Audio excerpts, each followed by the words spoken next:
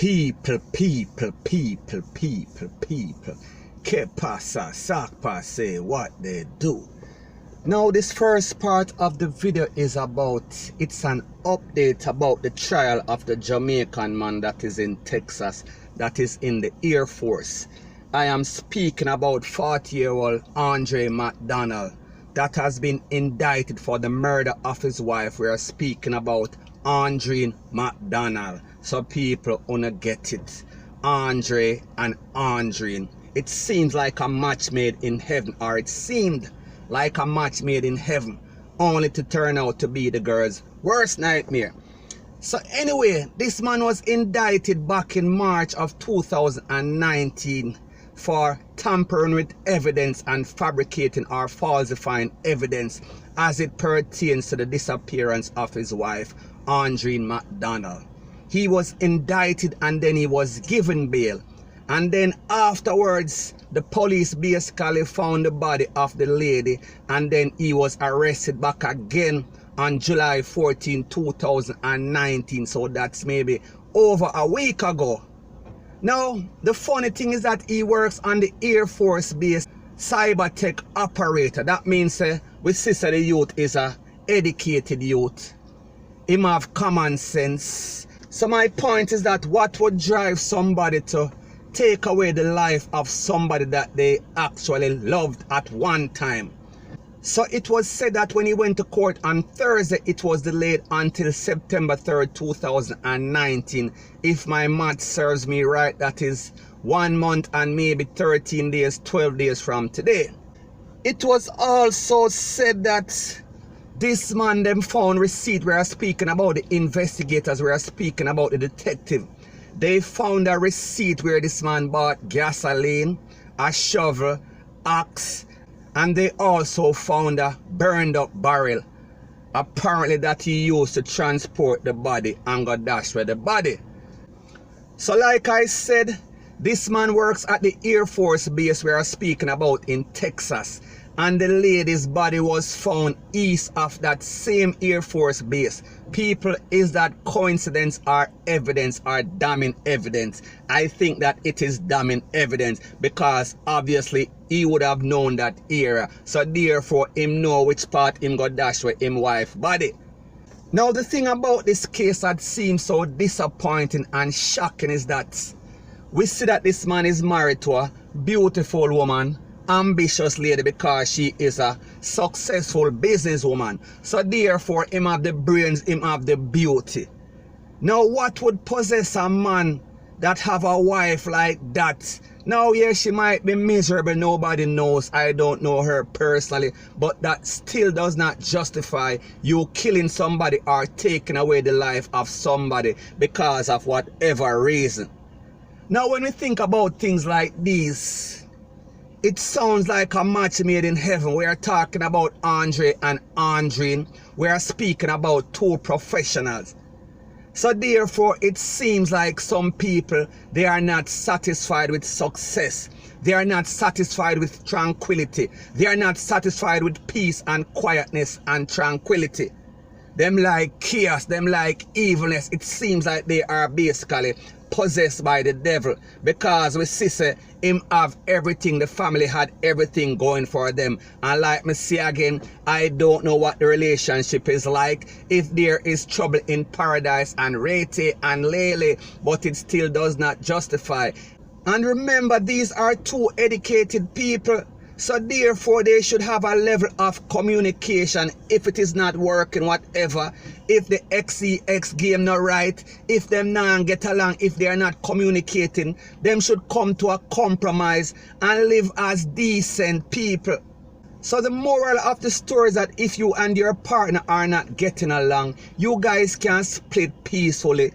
It does not have to be until death do you part. You don't have to take that literally. So anyways, people, like me say, them found her body and they use her dental record to identify the body, because obviously since the date that she has been missing, we are speaking about back in March 2019, she would have been decomposed. So they used dental records to identify her. So therefore we see that he was arrested once again back in July of 2019, and now more than than like with this overwhelming evidence, it seems like he is going away for a very long time, maybe life imprisonment, point blank and period, which is good, deservedly so.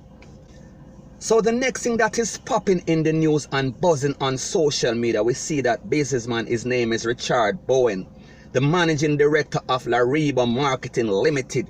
He has been missing from June of 2019, and people, it is just surfacing.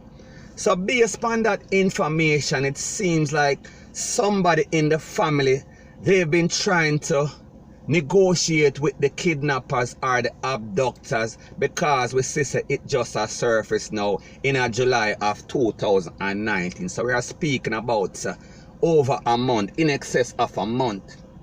And this was brought to the front when his sister, a sister that lives in North Carolina, her name is Margaret Bowen.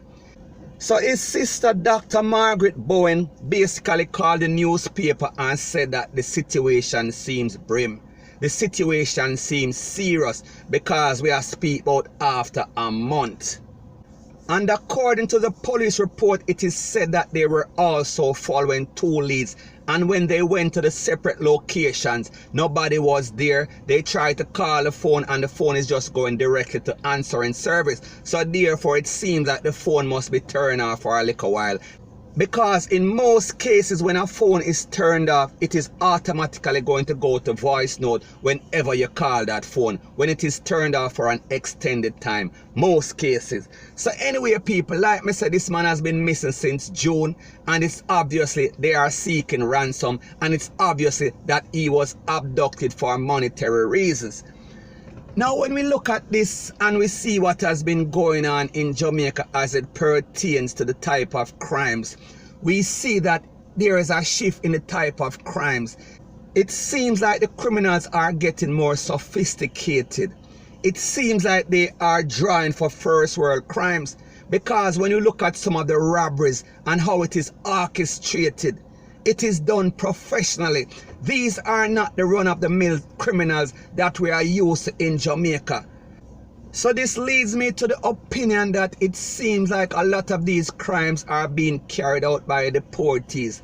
We are talking about some sophisticated criminals that used to live in first world country, that used to run the place red over there, and now they're basically deported back to Jamaica. There is no hustling, the money kind of dry up, so therefore them kind of get desperate. So the type of crimes that we are seeing, I would only come to the conclusion that these are done by a lot of deportees. They are not the average Jamaicans committing these crimes, point blank and period. And like me say, people, I don't know their motive. Maybe it is rebellion against the country. Maybe it is just desperate time calling for desperate measures. I don't know. It is just my views and opinion. It is not the gospel. Your views and opinion can be respectfully different from mine. But let me know what you think in the comment section. So the next thing that is popping in the news is that we see that the prosecution is basically fumbling the case as it pertains to the Wandan gangsters from St. Catherine. Now the other day, the security minister and the deputy commissioner of police were speaking about Fitz Bailey. He was parading on the news and he was saying that he had 33 of the 63 gangsters arrested, and that 24 of them were supposed to go to court, and then 9 of them were supposed to face an identification parade. Now when this went to court, this is exactly what happened. It was only 17 of them that went to court, and only 10 were indicted. So therefore, out of the 33 where Mr. Bailey claimed was going to get indicted, only 10 of them. So we are speaking about 1/3 of that. And what makes it even worse is that it seems like the prosecution's case was not ready. And it even upset the judge we are speaking about, Justice Pusey, because he had to take a 15-minute break just to make the prosecution put them case together, because it seemed like they were ill prepared, point blank and period. So basically, after the judge came back, we are speaking about Justice Pusey, and he realized that the prosecution was not ready. He said he's going to proceed with the 10 that were indicted, and he asked the bailiff to remove the other 7. So if there is no indictment, then it makes no sense to proceed. So basically, Justice Pusey basically chastised the prosecution because they were ill-prepared. So the moral of the story is that after the news conference, after the hype, after all the blazing guns that they claimed that they had, it was just a little firecracker, it was just a whimper. So now, people, we see exactly what is fundamentally wrong with the Jamaica justice system.